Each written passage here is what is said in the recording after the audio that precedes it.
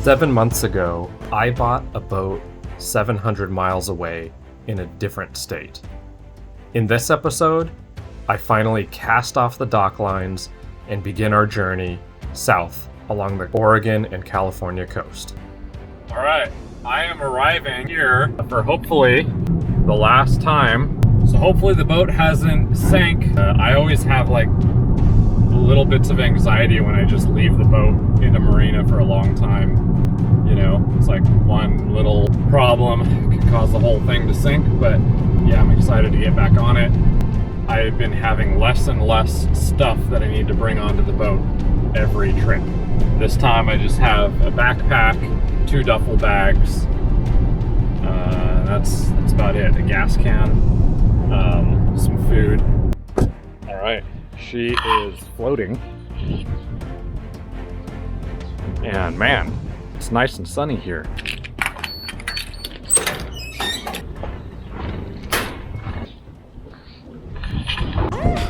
Don't forget the washing machine. My dad got me this to bless the boat. Hi there. How's it going? Oh, you're back. Yeah, last time. There she is. I think it's one of the better looking boats, if not the best looking boat. I know I'm a little biased. Man, it is a beautiful day out here. Oh yeah. Just beautiful. My line's held. I was a little bit worried about that. And that is a good amount of stress. You can see it working.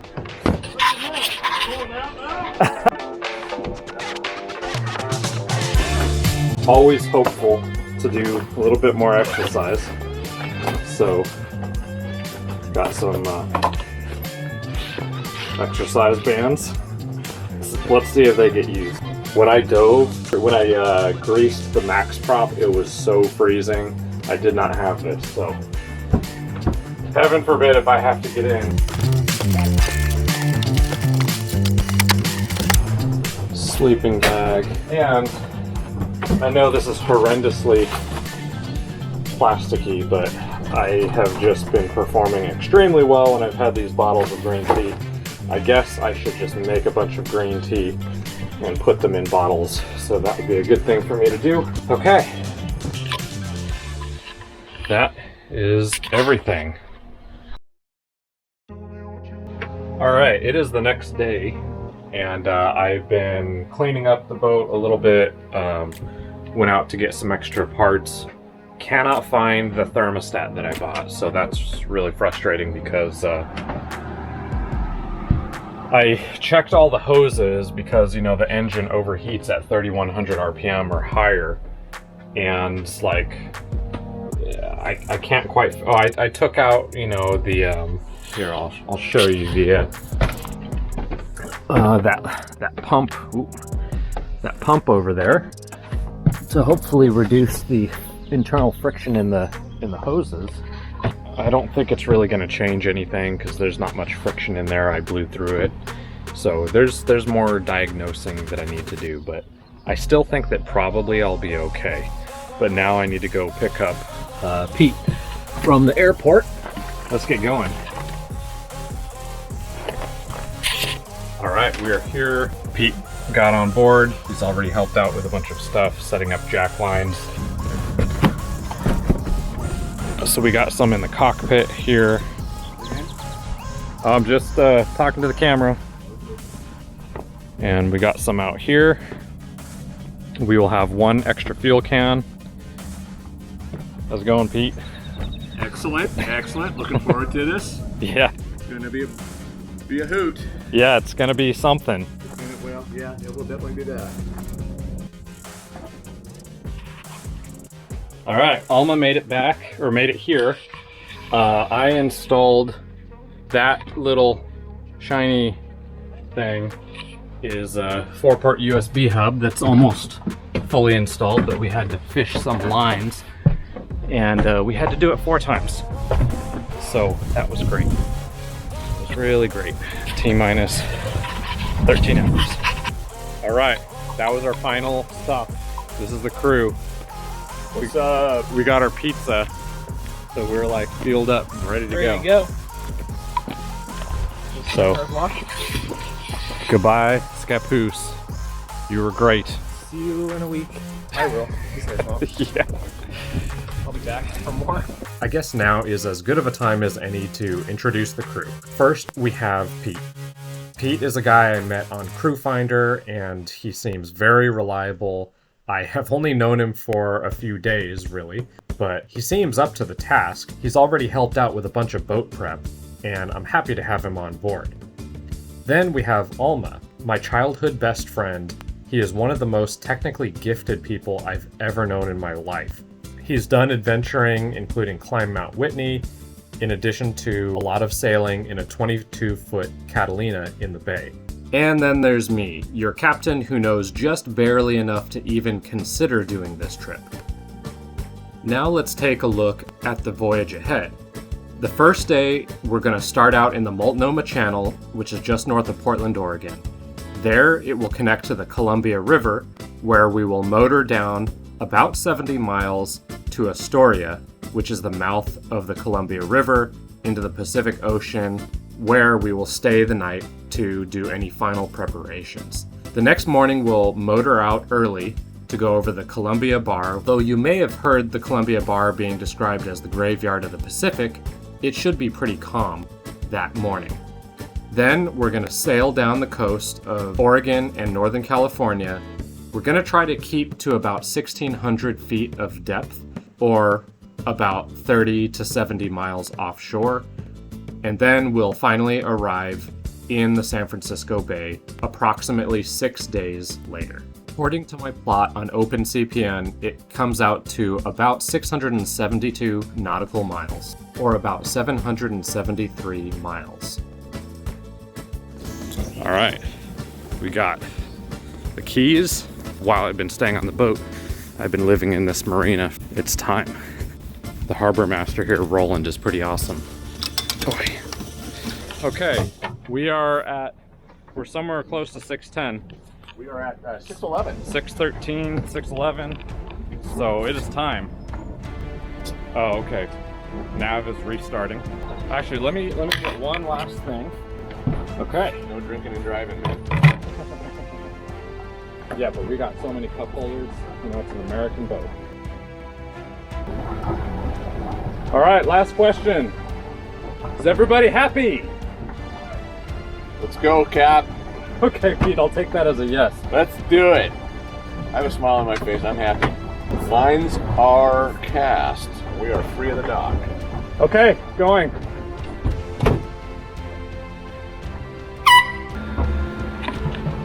All right, we are off.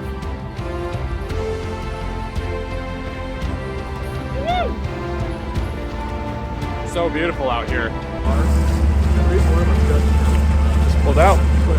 Heading down the river.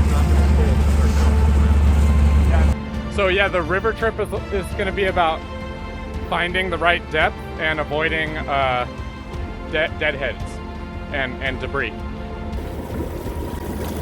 See the sunken house over there? Houseboat.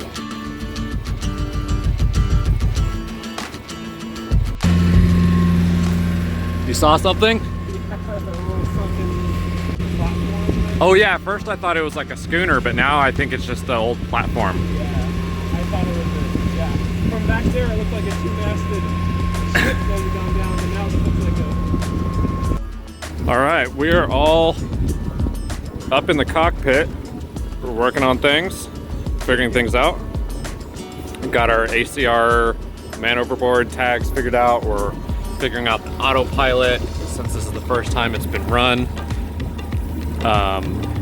When we first started it, the autopilot was off by like 80 to 100 degrees, and then we did a nice figure eight.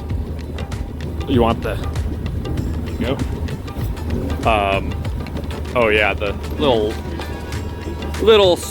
just a cute little log.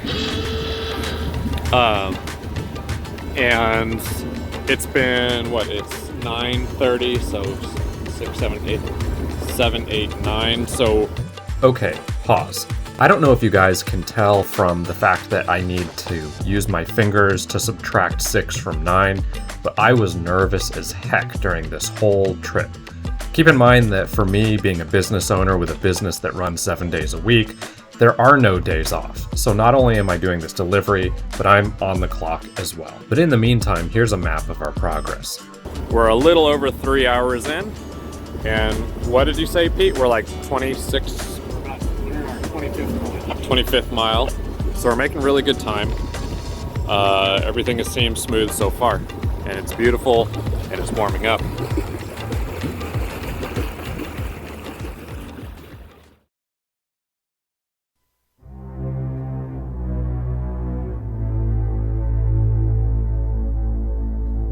All right, so we had a bit of an issue. Alternator's overcharging. I'm hoping that, it's either a regulator problem or the regulator has a jumper, which, and this is after about 30 minutes of me trying to figure this out, calming down first and then trying to figure it out. Let me know. Yeah, we're trying to get us to about a 15-foot depth. Okay. And then we're gonna, well, the wind is blowing this way, but the current's coming this way, so we just have to see which way the boat Yeah, well, faces. yeah. So anyways, we need to stop the boat. We need to practice anchoring anyway. So we will be doing that here. And then there's, like I was saying, there's a jumper on the regulator that basically says, hey, regulate by looking at the battery voltage directly or the regulator on, which comes from, the key ignition. Which I really hope it's set to that, because I measured that and it's literally at 1.5 volts lower than the direct battery voltage sense. So I'm gonna open it up, take a look at that, and hopefully that will solve the problem. If not, we'll have to figure something else out ASAP. Okay, so update. We had the high voltage problem. I've adjusted the screws on the regulator, futzed around with it a bit, and so far it's charging at a normal voltage. We should really get a voltage monitor out here. Yeah. But I don't consider it problem solved yet. My latest theory is that maybe they had a lower powered, well, they did have a lower powered alternator and they just cranked it. Oh. I don't know. That could be. So It's just a theory to make me feel better. Tighten the screw more than it was ever supposed to go. Yeah. It's like, it's just a theory to make me feel better at this point.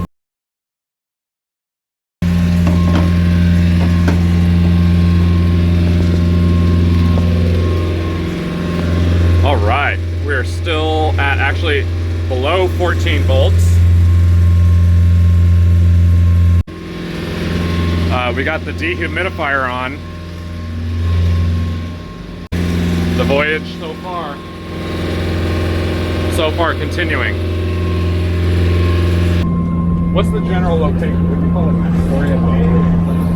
Well, we just came through Calf Bay. Yeah. Have you found out how to get that window back again? Push it right there. Oh, great. That's so great to know. Okay, so the voltage issue. First of all, the charging stage on the regulator seems to work great. It sticks it at 14 to 14.3 volts and it looks great. But then when it gets to the float section, that's when, if you have about less than 10 amps being drawn, for electric devices, then it can go over voltage, and then it seems to stick at 15.4 volts, which obviously isn't good.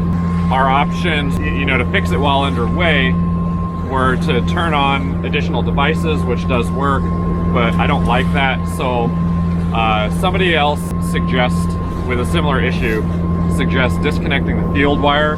So I disconnected the field wire. I put a spade switch on it, or connector, so we can trigger the alternator to charge or not charge. So we're gonna run it for about an hour, 15 minutes like that with it off, which so far it's of course fine. but then we'll plug it back in and charge it for about 30 minutes before we get to the marina. So, and yeah, we're starting to feel the weight, a little bit of just chop, just a little taste to let you know that you're close to the ocean. And what are we at? 20, 25 knots wind? About 20. All right, so it's starting to feel like what you think about, you know, around the ocean.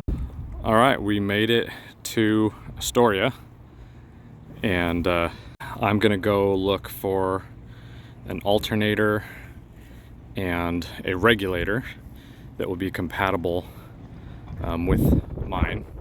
I said that I'd be comfortable leaving as long as I have at least one extra alternator and one extra regulator. So there's O'Reilly's and an AutoZone, and we'll just have to do some part lookups and hopefully get it that way. So onward.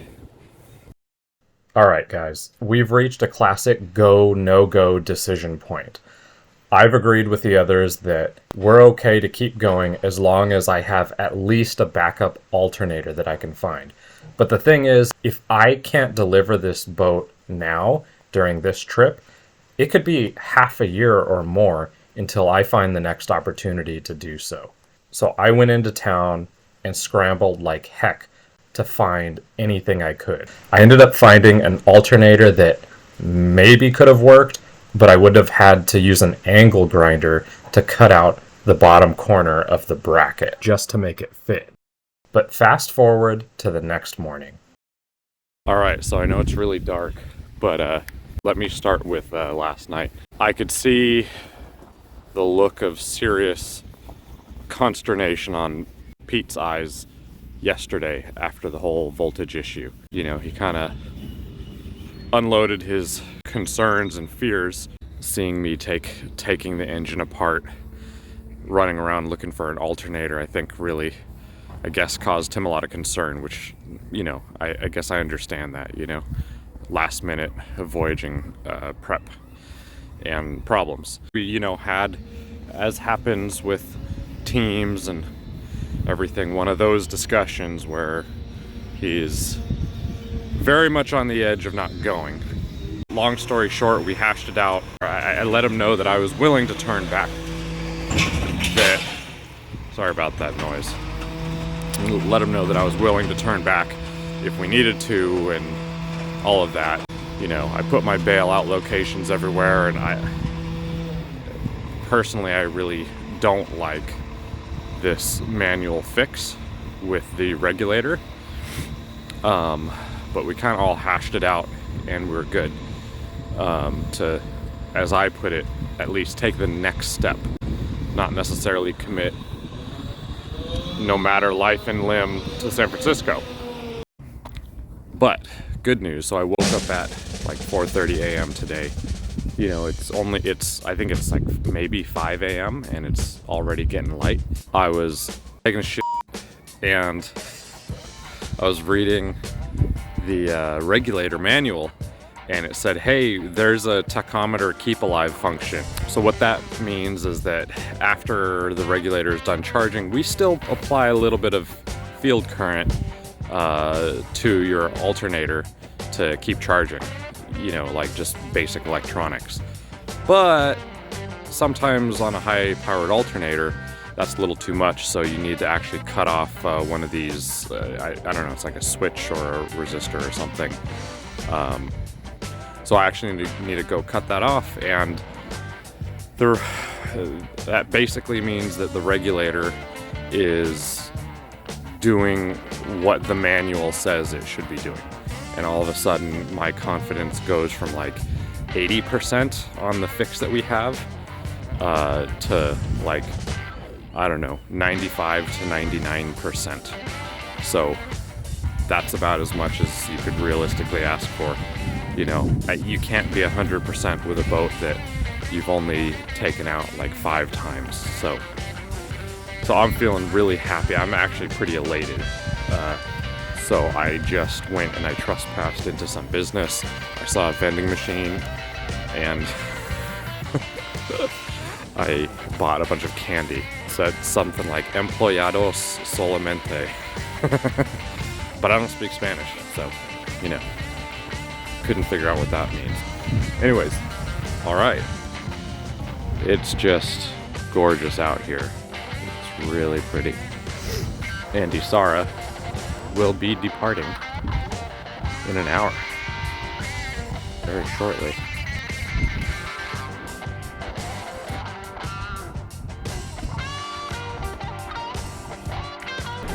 Are you ready?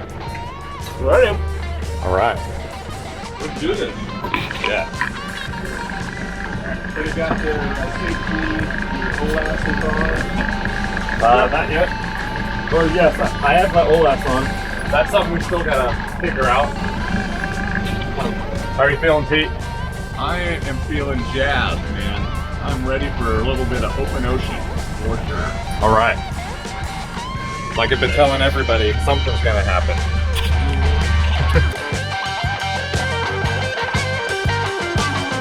All right, guys, make sure to hit like and subscribe because we are headed off to California, and I'll see you there.